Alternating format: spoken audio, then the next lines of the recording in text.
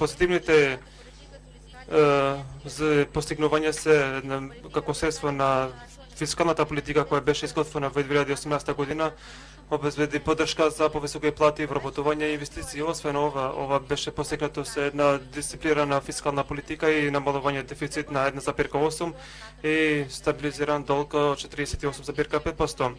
Зголемување на економската активност во 2018 година е резултата на нето извозот. Господја заменик министер, дали сте вие задоволни од посветеноста и времето кое што министерот за финансии го алоцира во оваа клучна институција за финансиите и економијата во државата?